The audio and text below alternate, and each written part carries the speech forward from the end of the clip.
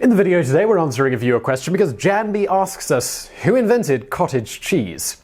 The ancient Mesopotamians made a type of salty sour cheese very similar to cottage cheese that dates back at least to 3000 BC. A common legend is that it was invented when a desert traveler filled his sheep stomach saddlebags with milk prior to beginning his journey. As the traveler and his camel traversed the hot environment between the sloshing of the bags caused by the camel's gait, the heat of the sun, the milk and the natural rennet from the sheep's stomach, the entire process produced cheese curds. There's probably nothing much to this story. Perhaps it was a marketing employ of the imaginative ancient Arabian Dairy Association. What we do know for sure is that cheese, in any form, predates recorded history. It may have originated accidentally in Arabia, like the story goes, or it could be European. Wherever it happens, it does seem somewhat plausible that the practice of storing liquids in such things as bags made from animal stomachs may really have led to the accidental invention of cheese because of the rennet potentially found within. Rennet is a cocktail of enzymes that, among other things, curdles the casein in milk and is found naturally in the stomachs of ruminant mammals. Whatever the case, what we know for sure is that by the time the Roman Empire began conquering nations, cheese was already on the menu,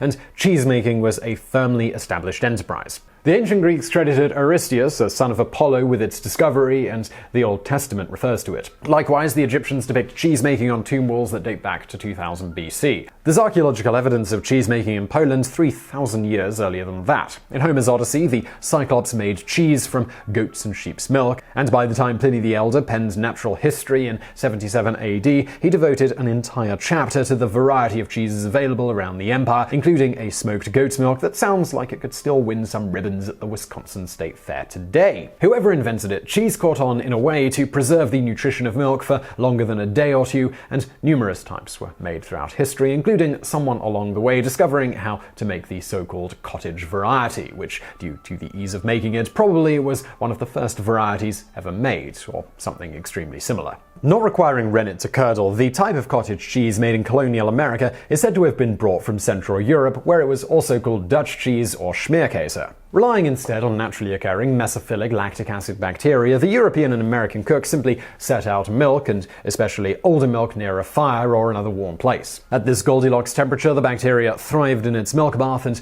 after a day or two it would transform the liquid milk into a curd, producing a form of cottage cheese. Some cooks would further treat the curd by cooking it dry and washing it with cold water. This produced what is sometimes called pot cheese. Others would add a bit of cream to add a bit of richness to the final product. Still others would strain and press the curd, producing farmer's cheese. As to the origin of the name cottage cheese, much like those who first invented this variety of cheese, we can't say for sure, but at least we can point to the first known documented instance of the cheese being called this, and that appeared in the July of 1831 Goody's Lady's Book, Volume 3, in an article titled Country Lodgings, a Sketch by Miss Leslie, where she states, "The aspect of the tea table was not inviting. Some morsels of dried beef on 2 little teacup plates, and a small glass dish of that preparation of curds, which in vulgar language is called smearcase, but whose nom de guerre is cottage cheese. At least that was the appellation given to it by our hostess. The tea was so weak that it was difficult to discover whether it was black or green, but finding it undrinkable, I asked for a glass of milk, and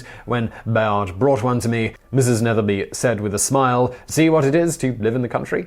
Given that the author of the piece seemed to think the audience wouldn't necessarily be familiar with the name cottage cheese here, we can deduce it was either a relatively new name or a regional one that the readers of the lady's book wouldn't be familiar with. Whatever the case, it is generally thought the cottage cheese descriptor here is simply referencing that this was a type of cheese regularly made in the homes in the country where milk was often more readily available. Cottage cheese is also relatively easy and quick to make compared to many other cheeses due to its unripened nature, the lack of any needed specialized equipment, and the exceptionally small amount of processing required to get it to its final form. It has also been speculated that the cottage here may simply imply poor quality or cheese for the poor, owing to the fact that many living in the country who had access to milk commonly made it. Alternatively, it has been suggested that it is the milk that was considered poor. Cottage cheese was often made from the leftover liquids after churning the butter, as well as relatively old milk that had become too acidic to make certain other cheeses. However, However, with both the poor people and poor milk conjectures, this is unlikely, as the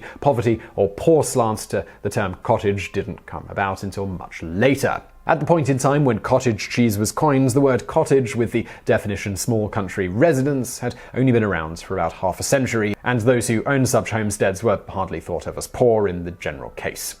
So I really hope you found that video interesting. Hopefully we answered that question for you. If you did, please do give us a thumbs up below. Don't forget to subscribe. And as always, thank you for watching.